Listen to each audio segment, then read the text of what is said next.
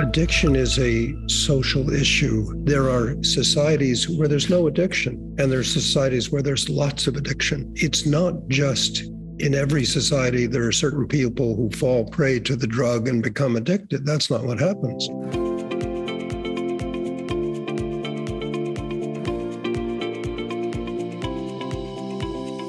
Okay, Bruce, welcome to the show.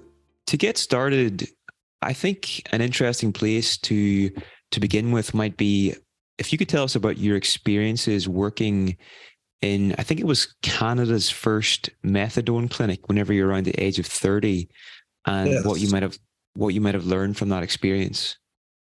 Let me tell you a little bit of the background before that, and then I will, which is that in 1970, when I was 30, I moved to Canada. And this was a time when we knew everything about addiction. Like, we knew that addiction was restricted to a small number of drugs.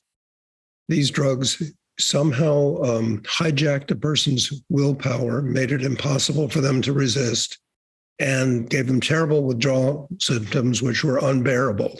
They just couldn't fight the withdrawal symptoms. So I knew that. And I went to Vancouver, and I went to work in the university, but part of that was to work in the methadone clinic. Now, if I had been a clinical psychologist, I would have been doing therapy with people in the methadone program, trying to cure them of this disease, of this really demon possession by a demon drug. But I wasn't a clinical psychologist. My background prior to that has been in medical schools. I was a research psychologist with primates, monkeys. So my job, since I wasn't a clinical psychologist, was to talk to these guys, the young heroin users, and tell them that really they should stop using heroin, even though they were getting the methadone now, because it would be to their advantage to do that, even though they were addicted forever, as I knew from having learned it in graduate school. Even though they were addicted forever, they should stop using the heroin because they wouldn't get in trouble with the police. And in those days, they were facing very long jail sentences in Vancouver. So I did. I gave them this good advice.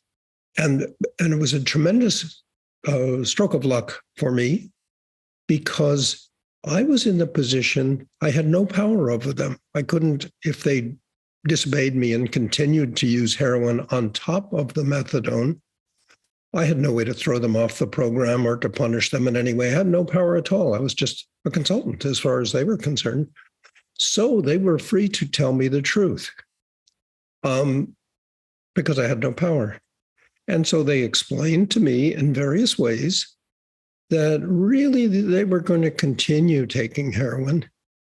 And they explained to me what the life of a junkie was like. And I came to understand that they were telling me a sort of an adventure story. They were telling me about how most of the time, they outwitted the police, and they outwitted the owners of stores from whom they robbed stuff, and they outwitted car owners when they stole their car radios. And they got together and they told stories about square johns. Now, square johns are people like me, people who, we might have our car radio stolen, for example. But they explained to me that square johns were very hypocritical, and they thought they shouldn't be taking this dreaded drug. But really, the square johns did everything, did things just as bad. They weren't quite as spectacular and they weren't quite as interesting, but square johns cheated on their taxes and they cheated on their wives and all this. So they had a really clear worldview in which the junkie was a kind of a hero, a kind of an anti-establishment person. And by the way, they liked the word junkie. They identified as junkies because junkies were people who could take a great big fat needle, ram it right in a vein in their arm, and experience the heroin rush. And people were kind of afraid of that. In fact, I would bring them into my class, and they wouldn't actually inject themselves, but they show the needle, and that the students are shrinking back. And so they liked being junkies. And this was total, I was amazed. This destroyed what I had learned in graduate school about addiction. Well, I was just going to finish that by saying, in a way that I have a huge debt to these guys, because they taught me that really what I had learned in graduate school was wrong. To me, this story is hugely significant, because what it brings up is that, they've essentially chosen I don't want to say chosen, but they're opting to take heroin, et cetera, and live this kind of life because the society that they live in doesn't provide a sufficient level of meaning to sustain them. So the alternative, what they're choosing, is a lot more meaningful and a lot more exciting than the other route as they seen it. And that seems to be maybe at the heart of the issue here. That is the heart of the issue as far as I'm concerned. Yeah. I mean, it wasn't a life that their parents would have chosen for them. It wasn't a life that they would have chosen for themselves, but it was a way better life than just having absolutely nothing to do. Or, as one person put it to me, one of these junkies said, "What do you want me to do? Be a janitor?" Nothing, I don't mean to offend janitors, but what he was telling me is that he had nothing in his life other than the drama of this adventurous life. And I knew that he was, it really was high drama in those days. He was risking being caught by the police, which meant a terrible beating and years in prison. So it wasn't, it wasn't imaginary. Our laws have changed quite a bit. He wouldn't be facing a terrible beating or years in prison now, but he was then. I grew up with some people that were very badly affected by addiction. And as we were, getting towards our late teens and everything, their basic mentality was to live for the weekend, because their view on the society they were going into, work, corporate life, et cetera, was just so mundane and so mind numbing that why not live for the weekend? Why not just go and take a pile of drugs and do all this, And whenever I heard about that story, it just reminded me of that. Now, what I'd like to sort of move to now, Bruce, maybe would be why is it not enough to look at addiction through the lens of psychology? So you're a professor in or you were a professor in psychology before you retired, and you're a trained psychologist. But why isn't psychology enough for understanding addiction? Because addiction is a social issue. That is, there are societies where there's no addiction, and there's societies where there's lots of addiction. It's not just in every society there are certain people who fall prey to the drug and become addicted. That's not what happens.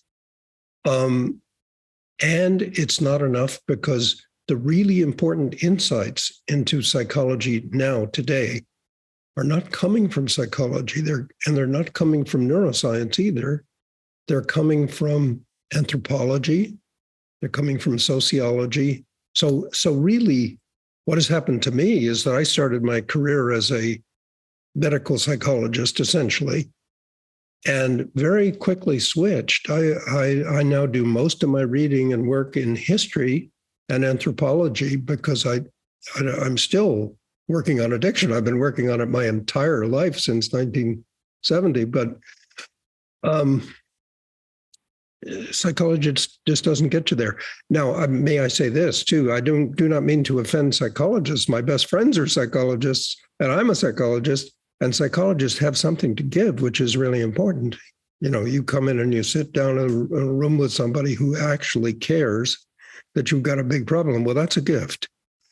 But we have unfortunately oversold that gift to the point where now, for example, where I live, we're talking about compulsory treatment, forcing people to see psychologists. Well, for most people, that means we're wasting their time. It's no longer a gift. And we, of course, can't cure it. The big thing I think I'm maybe that's really starting to hit home for me in interviewing yourself and people like Oliver Morgan and even people like Ian McGilchrist is that you can't really separate human beings from their environment and their cultural context. You can't take people out of the context that surrounds them on a day-to-day basis, you know? So what I'd maybe like to ask about now, Bruce, is what is your theory of dislocation? Well, I use the word dislocation as a shorthand to refer to the fact that in contemporary society, people are cut off from all kinds of things which were formerly important. For example, many people are cut off from their families, and many people are cut off from being able to trust their nation, and many people are cut off from religion, and many people are cut off from just a local community, a community in which people are supportive. And so I use the word dislocation for that because I suppose it's a medical metaphor. It's like your shoulder could be dislocated. That doesn't mean it's amputated. It's still there. Your arm is still there, but doesn't articulate anymore. And that's what I mean. That many people are not articulating very well with their society. And we could say, well, that's their fault. They're not trying hard enough. But it isn't that. It's that happens in societies to masses of people at the same time. For example, here in Western Canada, where we're speaking, we had thousands of people who were not dislocated and had essentially no addiction problem. I'm talking about the Native Indians in this place. And I've done a lot of work learning about the Native Indians in this place. They had essentially zero dislocation because their tribal groups were very tight, they're very solid and well integrated, and they had religions and they had leaders and they had traditions and all this stuff. So they weren't dislocated and they had no addiction. And then along came us guys from Northern Europe, and we said, well, look, you can't have that religion anymore, and you can't have that tribal government anymore, and you can't catch all the whales you want anymore, and shoot all the moose you want, and catch all the salmon you want anymore, but you can't have a nice village, and we'll give you a pickup truck. Those guys became, that's super dislocated. And what happened? Well, these people went from no addiction to basically, in many places, 100% alcohol addiction. And then we said, well, why is that? Why are these guys getting addicted? And the answer was, they just can't handle alcohol. But that's not the answer. The answer is they just can't handle dislocation, and nobody can handle dislocation. And when you're dislocated, that is, in the sense that I've described it, when you're dislocated, you've got to have something to fill the void, right? And one thing that will fill the void, now when these young men in the Methadone clinic that I talked to, they were filling the void by becoming part of the junkie culture.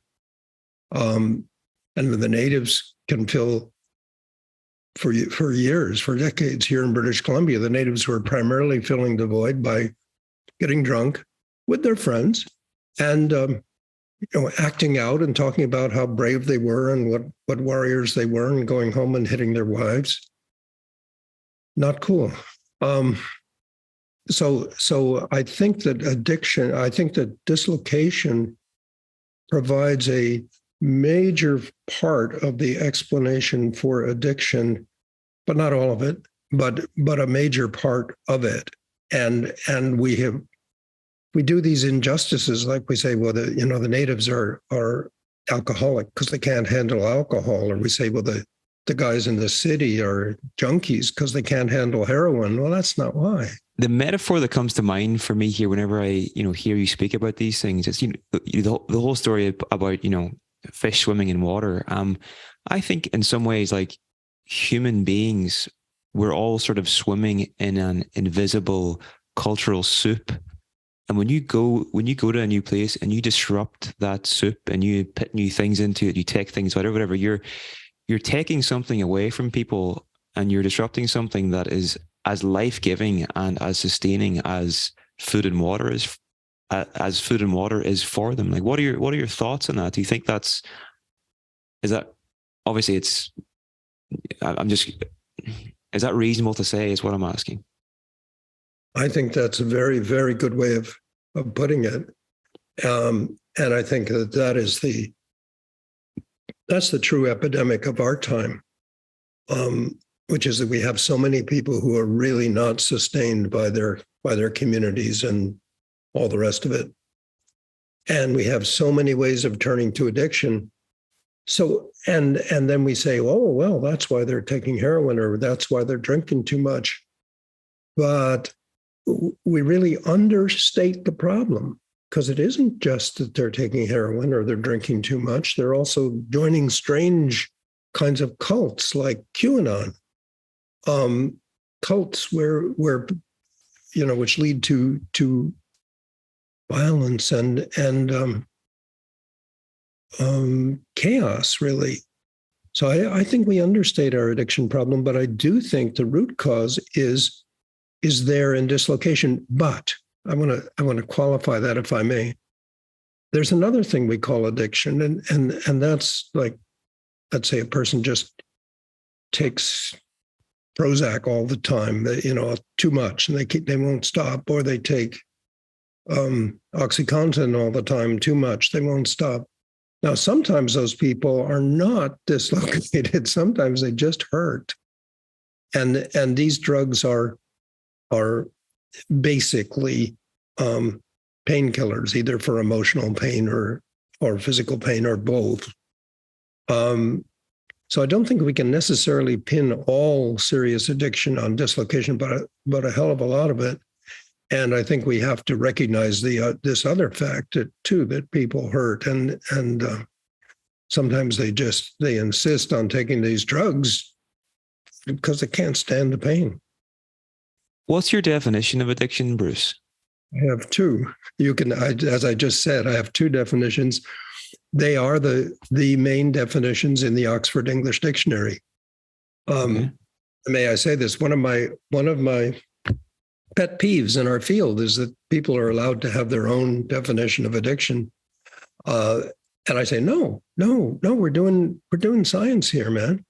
You can't have your own definition. We have to talk about what it is. And if we go to the Oxford English Dictionary, we'll find out that there are two contemporary meanings of the word. And one is a kind of a devotion to a lifestyle.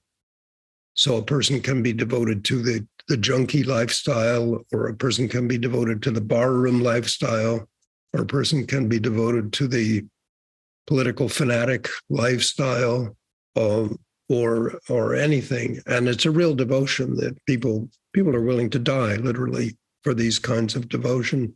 Or people can be devoted to Jesus. And I'm not, here again, I'm not saying it, I don't mean to insult Christians. I'm not a Christian, but I respect Christianity. I think the interesting thing is that this kind of addiction as devotion, which is the oldest English meaning of the word, is a positive thing as well as a negative thing. I think most people who are devoted to Jesus are pretty good people, and they're doing good work. Some of them of course, are fanatics and dangerous, but not all. So I think the one you asked me, what is my definition? I've said there's two definitions. That's the first, and that incidentally is the oldest definition in the English language. That's the way Shakespeare used the word. So just to confirm, that's a devotion to a lifestyle. Is there anything else, or is that just the sentence? Okay. It's just a strong devotion to a lifestyle, an immoderate, we could say, devotion to a lifestyle, but it could be a good thing. Like if you're a wonderful scientist or a wonderful maker of videos, and you devote yourself to that, it's a good thing for everybody. That's one meaning of addiction. Although it can be a very bad thing too, obviously, if you're devoted to heroin or methamphetamine or QAnon. I do mean to insult QAnon. Okay. Definition number two. What's the second one? The second one is using a drug immoderately and stubbornly, recalcitrantly using a drug. And like, as I've said, some people use, if we take heroin as an example, some people use it because they're devoted to the junkie lifestyle. Some people are addicted to it in that way. Other people just hurt. And they can't sleep, they can't function. Do you know anything about chronic pain? I happen to have been in chronic pain, so I do. When you're in chronic pain, you can't function. You need the drug. And I'm not saying that I was addicted to it. I wasn't. But yeah, so there are those two meanings of addiction. And I think our field really is an intellectual disaster area. And I think we're going to get out of the disaster area in part by recognizing that when we talk about addiction, we're talking about these two things as if they're the same, but they're not the same. I think, now I might be misquoting here, but it's worth bringing up the point anyway, just to address it. I've heard Gabor Mate say something along the lines of, I'm not sure, but along the lines of almost everybody in our culture has some form of addiction. And I'm curious to ask you, if we live in a dislocated society and culture, how prevalent do you think this problem is? Are we all addicts, or what are your thoughts on that? Well, I consider myself an expert on that because I'm 83 years old, and I live on this island, which has a lot of retired people here, and we talk a lot about addiction in our lives. And what I would say is not so much that everybody is addicted, but that most people have been addicted at some point in some way that was either a big problem or maybe it was a big success and it really worked with them. But I think most people have in their lives a period of addiction. I think when we get older, if we're lucky, like I'm a lucky guy, we don't have to be addicted anymore. And we can sort of live moderate lives and take care of our grandchildren and catch a fish and, do the kinds of things which are nice. But I think Gabor is right. Not so much that everybody is addicted, but that a great many people have had dangerous addictions in their lives and they got over them. But that's the other thing that I think and Gabor mentions this too. By the way, Gabor's a friend. He mentions this too. Most people do have a dangerous addiction at some time in their life, or at least some manner, some portion of a dangerous addiction, but most of them get over it.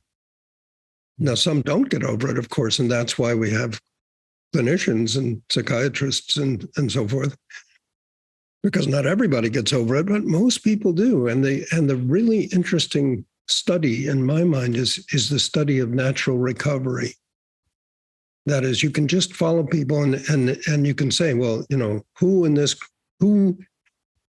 group has been addicted but is no longer, and hands go up. And then you say, okay, tell me about that. Tell me about how it is that you're not addicted anymore, but you were. And people love to tell these stories, I can tell you, because it's a life affirming story, right? I used to drink like a fish, people would say, but now I don't. And why don't I? I don't because, well, my daughter one day looked me in the eye. I'm just making this story up, but this is the kind of story you get. One day my daughter looked me in the eye and she said, "Dad, you drink too much. It's hard on Mom." And well, I found a way not to drink too much. And it's that kind of story, life-affirming stories of people getting over their addiction, really important. Sometimes these life-affirming stories have a psychologist in them. And sometimes you say, well, I talked to a really good shrink and he helped me out. He helped me to see what I could do a little bit differently.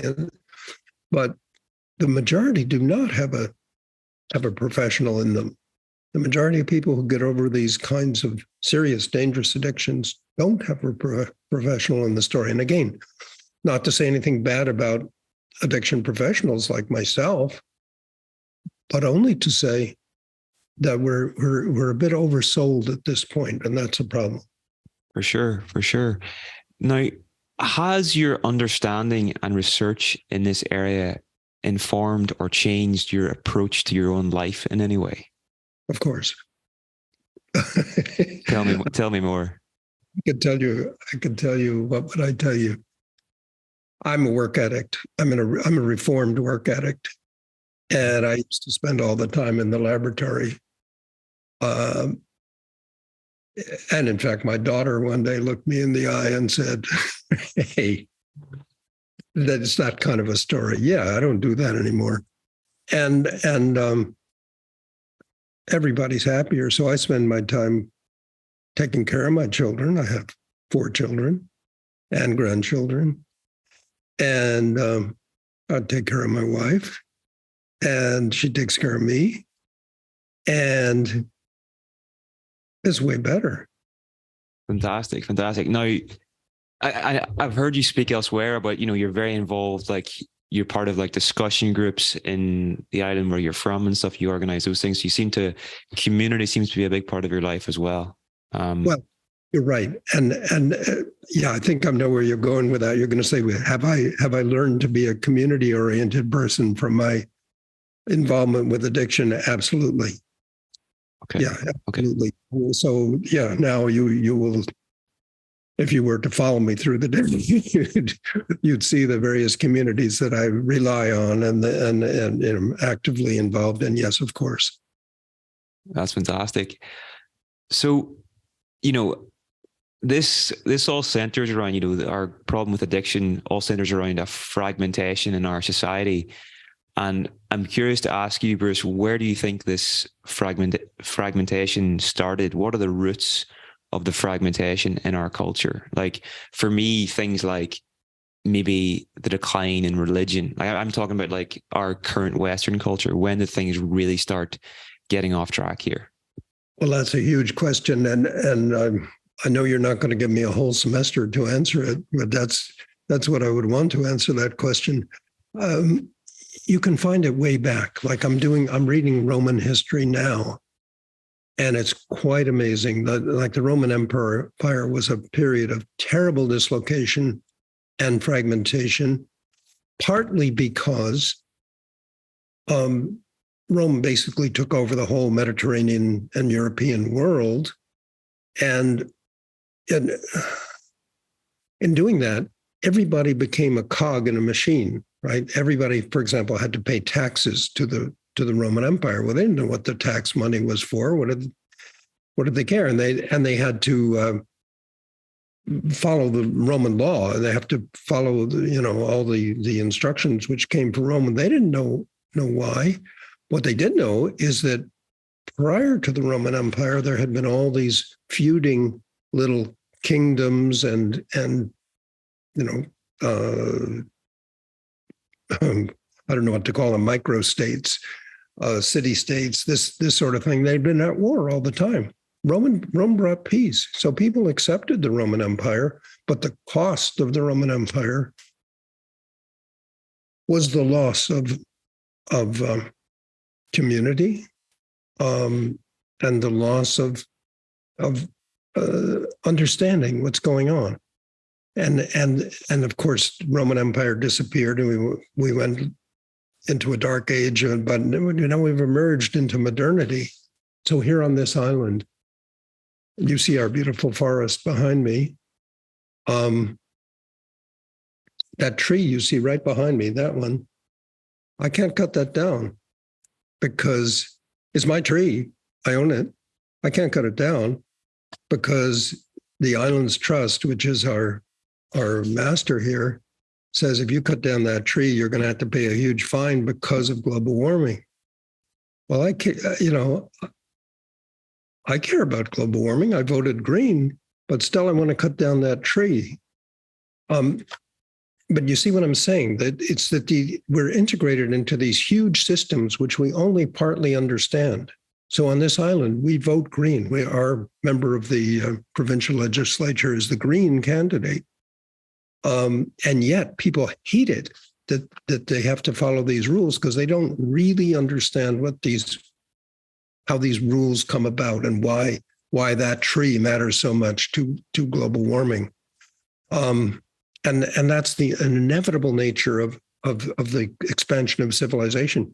So what I'm saying is, I think that, at the deepest level, the problem that we face, the problem of fragmentation and dislocation, is an inevitable result of global civilization.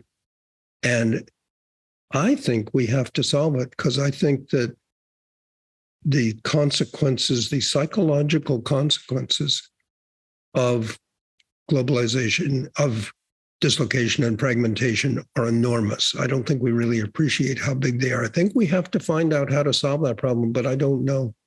I don't know how to solve it. I'm a retired guy. I haven't been able to answer that question. But I think we do have to answer it. And what makes me happy is that there's a lot of people thinking about that question, some of whom I saw on the list of speakers you have for your show here. And a lot of people are thinking about that question, and I don't know how we're going to solve it. It's just something that comes to mind for me here now is, obviously, if you look at our evolutionary past, we existed in these small tribes of hunter-gatherers for hundreds of thousands of years, and this is sort of the way of life we're supposedly adapted and evolved for. And then as we move into modern civilization, you have agriculture, and you start to get these big communities and big masses of people coming together. And then for me, maybe things like these large-scale religions like Christianity or Buddhism or Islam, what they essentially do is they provide a technology for bringing large groups of people together and giving them that cultural identity. But in the past, since the Enlightenment, that's massively declined, and we're moving into a secular culture. So this thing that was giving that sense of connection has disappeared, and maybe that's part of what's going on here as well. What are your thoughts on that? I agree. I think Christianity for a long time was part of the solution to that problem, but it's not working anymore. We're de-Christianizing pretty fast, and I'm not a Christian, but I regret that we're de-Christianizing, and I think we need a new ideology, and I don't know what the new ideology will be. I'm hoping Greta Thunberg will tell us, or or some of these, some of the really, really wonderful contemporary thinkers are trying to help think our way out of this kind of problem. But I don't think we've got the solution. In your view, what's the most dangerous addiction in our world? QAnon. I think the most dangerous addiction in my world, which is the North American world, is the addiction to political fanaticism. And I think when I listen to the people who are politically fanatic, I agree with them when they say that, the life is just not good enough. We've got to do something. We've got to change this. But I disagree with their solution. Their solution is, kind of murderous and kind of authoritarian and kind of horrible. But I do think they're responding to a real problem. But I think they may be, they may do us in that if we have a political collapse, which looks like we may have, for example, in the United States pretty soon, if we have a political collapse, then everything becomes unpredictable. It terrifies me. And I think that our responsibility, this is my belief, nobody agrees with me. I think that our responsibility as psychologists is to psychologize these political issues Not to take everyone into our office and cure them of their political fanaticism, but rather to identify that this kind of political fanaticism is not stupidity, it's not cruelty, it's not any of that. It's perfectly understandable. It's a perfectly understandable in terms of addiction, for example. Now, I don't think everything is addiction, but think about why those guys in the methadone clinic were addicted to fighting the cops and living in the junkie culture. It's because they had shit for a life. That's why they really didn't have a life. And think about why these political people are willing to, attack the U.S. Capitol or to elect morons as their political leaders. It's the same. It's filling a gap. If you can't fill the gap in a constructive and positive way, you have to fill it the best way you can. And even though the effects are ultimately murderous, and that's what I fear. That makes a lot of sense, and it's also, I suppose, quite scary as well. In terms of other dangerous addictions I've heard you speak about elsewhere is maybe our addiction to money. And you have people like CEOs who might be highly addicted to money and power, et cetera, and then they get into positions of power, and then because that's a high status role in our society, other people want to emulate that, so it sort of perpetuates itself. And then you've got influencers and stuff as well now, where people are getting into the situation, and then they've got to the top of the ranks, whatever, and then they're sharing their worldview. So more and more people are wanting these things that aren't necessarily going to lead to a good life for them or to a good life for the rest of the world too. Yeah, I think that I think that there's a whole zoo full of dangerous addictions, and addiction to money and power is right up there. And I think that I haven't met enough of these people, but I've met some. And they are so understandable. And, it almost feels like I'm home if I'm talking to a person who's addicted to, let's say, money or power or political fanaticism, or if I'm talking to a person who's addicted to alcohol or heroin. I don't think I need to change my profession to do that. Now, I'm a little worried because I'm very old, and maybe old guys who've been studying something for 50 years, it kind of comes to dominate their thinking as if there were no other ways of understanding this problem. So I'm not saying that there's no other ways of solving this problem, but I'm saying that addiction provides a kind of a microscope through which we can look at a lot of problems and learn something about them. We're smarter if we use that particular microscope. And there's probably other microscopes we could use to solve these or to examine and to analyze these same social problems. But I found addiction to be a very useful one. Just preparing for this interview and getting a basic understanding of what you've been researching and learning about and teaching the past, was it 50 years or whatever? More than that. More than that. It's sort of like once you see it, it's hard to unsee it. I'm sort of seeing it everywhere now. I'm sort of looking at everything through this lens. It's probably just because it's probably not going to be there forever, but I'm starting to just see through this lens, and it's things are starting to sort of make sense, I suppose. And then, if I could just interrupt there, yeah, it is hard for me to unsee it too. On the other hand, I want to be really careful to say that it's not the only way to see it. But it's a helpful way. It seems to me a very useful way.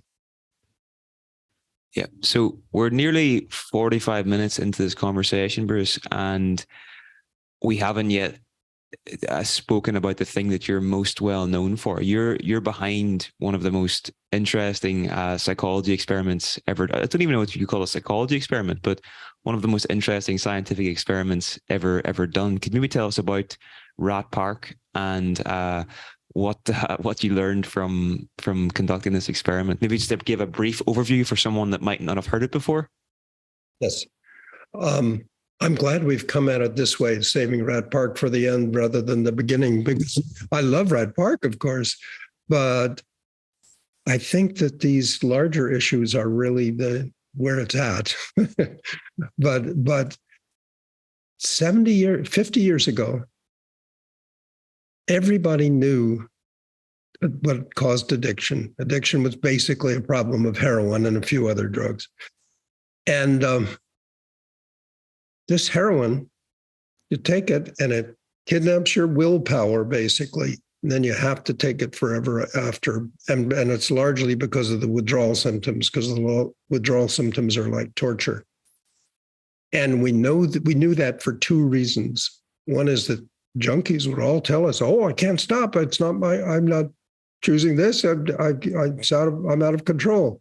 Now, these are the same junkies that they said anything else, we wouldn't believe them because we thought they were crazy liars, but we believe them when they say that. And the other thing which made that idea seem irrefutable is the rat studies. And the rat studies were done with a little box called a Skinner box. Has nothing to do with flaying the rat. It's the rat's in a Skinner box, and there's a little bar on the side of the box. And if a little lever, and if the rat presses the little lever, he gets a little surge of heroin through a tube that's connected to his jugular vein by a catheter. And that means he gets a little rush from the drug. And everybody knew about these experiments. Like everybody knew. Because under certain circumstances, the rats would just keep taking this stuff. They keep pressing the little lever, getting a little surge, and eventually they die. They just forget about everything else, just press the lever. And there you see was the proof of the dominant theory of addiction, that and what the junkies said. Well, it's now obvious, although it wasn't so obvious then, I must say, but it's now obvious that there's something wrong with that experiment, because what you're doing is you're putting a rat in solitary confinement. And of course, not everybody knows it, but rats are extremely social creatures. They're called a colonial species, meaning they're never alone. They're never in a box by themselves. And so we have rats that you test them in this box, and then when you're tired of having them in the box, you put them in a solitary cage. You essentially put them in lifelong solitary confinement, and then you're surprised that they take a lot of heroin. But of course, if you put a human being in solitary confinement, they'll do anything for a fix of any kind of mind-altering stuff, because their mind is going crazy. So, of course, the logical experiment seemed to be in those days that we'll put some rats in solitary confinement, and we'll put some rats in an ideal rat community. Now, it's easy to make an ideal rat community. It's very hard to make an ideal human community, but it's easy to have an ideal rat community because all they need is males and females and a place to hide. And then they mound up the stuff on the floor and they make nests, and the females have great big litters of rat pups, and the males run around showing off and having parties. And that's pretty much all there is to a rat community. So we put rats in isolated cages, and we put rats in Rat Park. And of course, we paint great big pictures of trees and just like these on the wall, because this is British Columbia. So these are British Columbia rats. And Then we give them 2 water bottles, one of which contains just plain old H2O, and one of which contains water with a lot of morphine in it. Now, morphine and heroin are essentially the same. Heroin is diacetylmorphine. And we found a very big difference in the rats in the isolated cages drink lots more under various conditions. Sometimes we get them all hooked first. That is, sometimes we give the rats lots of morphine before we do the experiment so that we know they're going to have withdrawal symptoms, and sometimes we don't. So we just put them in there and let them see what they want. But in both cases, we get the same result, which is that the rats in the cages love the morphine and they act as if they're addicted to it. Now, how would you know if a rat was addicted? You really wouldn't. But what we know is that they drink a lot of it and they're a bit sluggish. Whereas the ones in the cages are running around making babies and taking care of babies and all this. That experiment, it seemed to our little group of researchers, wasn't just me, of course. There were several of us who did this. But according to us, this changed the world. This changed the whole understanding of addiction, because it wasn't what we thought it was. The rats don't prove anything because they're isolated rats. They prove nothing. However, it didn't change the world. In fact, it just sank like a stone in the psychological literature. Although, of course, many serious researchers took it seriously, and there's been a whole bunch of follow-up research, and so we can say this result is basically right. And I don't need to go through all the complications of the follow-up research. It's not simple. There are many better experiments done than Rat Park now, but they reached the same conclusion, which is that there's nothing irresistible about heroin or any of these drugs. There's nothing irresistible for a rat which has an opportunity to have a social life. That's an established fact. So that means that what was once the established truth about addiction is not true. And so the rest of my career has been trying to say, well, okay, if that's not true, why is there addiction? And I've concluded that something like this dislocation theory, but that's not really proven in the same kind of way, because it's based on history, it's based on archaeology, it's based on anthropology. But come on, that's not really science, is it? So we're I think we're not certain of anything, but what has happened is that there has been over the decades since we did the Rat Park experiment, and partly because of the Rat Park experiment, but also partly because of other very important experiments that happened around the same time, we really are in a period of change now, where there is no longer a single established truth about addiction. There is, in fact, a number of quite reasonable alternatives. And we don't quite know which of them is right, but they all do seem to have something to do with dislocation and isolation. But I just say that because that's my axe to grind. Okay, so I think this is fascinating, but it's also, there are a couple of examples in recent human history which show a similar pattern. Could you maybe tell us about Vietnam veterans that were addicted to heroin returning to normal society? Yeah, tremendously important piece of work. In Vietnam, in the 1960s and 50s and 70s, the American soldiers there had a tremendous problem with heroin addiction and heroin use. And of course, in those days, they didn't make a distinction between using heroin and being addicted to it, but some of them people were really addicted. And the prediction was the end of the world, that those soldiers would return to the United States and all become thieves and murderers and destroy the country. It was a terrible fear. And So the Lee Robbins and some other people did a really important follow-up study on what happened to people to soldiers when they returned after being heroin users in Vietnam.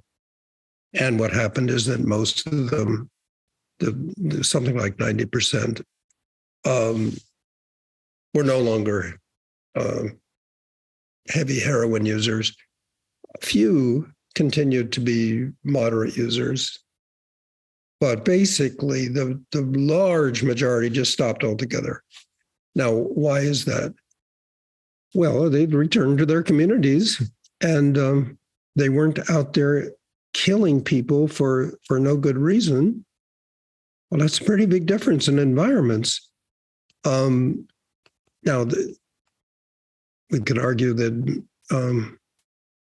that maybe their communities weren't all that wonderful, but they were a lot better than where they were and what they were having to do when they were in Vietnam, which was basically destroy communities and people. For me, I just think those two examples really illustrate the core essence of what we're speaking about here. But now I'm going to ask you a question that I know I have a feeling you're going to just pass it off because you're retired now, but I'm going to ask you anyway. Let's say that you were put in the position of advising policymakers, even in Canada, about how to design a society fit for sobriety, the human version of Rat Park, and you had to give a presentation. What would be some of the key points you would be telling those policymakers about how to set up our society that it's going to be less likely to fall into mass addiction? Well, again, I will need a semester to answer this question. But I would start by saying, don't design anybody's society. They've got to design their own society. And people left on their own are pretty good at designing societies. What policymakers have to do is to establish boundaries. I mean, there are certain things which can't happen. Like, for example, I can't go out and cut that tree. Okay, I can't go out and cut that tree, but I can form little community groups. I've done that with my friends, and I don't want any policymaker telling me how to do that. They say, okay, I can't cut the tree. Explain to me clearly why I can't cut that tree, and give me space and give me time. And this is happening everywhere. You know, if you look for it, I'm sure you know what I'm talking about just as well as I do. If you look for it, you find people are creating social life everywhere. And what policymakers have to do is to facilitate that. Mm-hmm. Oh, your group needs a room so you can have a meeting once a week. Oh, well, okay, we got a room. Or your group needs a little bit of publicity. Well, yeah, we could help with that. Or, but by the way, you can't cut down that tree, or you can't write on the wall in the room. Okay. So I think the role of policymakers can't be oversold, just like the role of psychologists shouldn't be oversold. We don't want the policymakers telling us how to make groups. We want the policymakers encouraging us to make groups and supporting it. So is that passing off the question? No, I think that's a really interesting perspective. So it's almost like a combination of a decentralization of power and also creating the conditions where social life can flourish, making it really easy to set up these groups and run them and providing the right conditions so that it happens naturally. And this is happening, like in the UK, I'm aware of the recovery movement, right?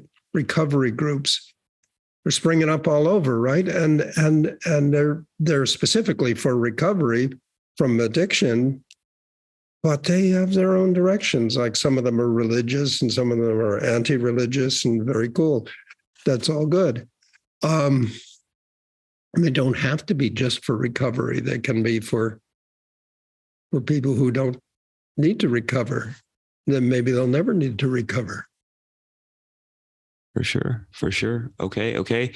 Well, just two more questions now to finish up, Bruce. 3 books you'd recommend for mental health professionals that want to have a better understanding of addiction. We would, of course, recommend The Globalization of Addiction. But are there 3 others that you might suggest for people to better understand this phenomenon? Well, there's at least 2. There is Rebecca Lemon's new book, which is called Addiction and Devotion in Early Modern England. And it makes it clear that the first definition, which I gave of addiction, is absolutely terribly important in the English language and in English culture. It's always been, it's with us, and so she quotes Shakespeare a lot and so forth. That's one. Another one is Gilbert Malcolm Sproat's book, and the title is Scenes from Savage Life. I think that's what it's called. It's written about Canadian Indians and he wrote it about 1868. And it's really important because he shows how rich the cultural life was of Canadian Indians on the west coast of British Columbia, where I live and where you now are. He shows that, and it's a brilliant book. It's so brilliant that Charles Darwin took it very seriously and cites it in his Descent of Man.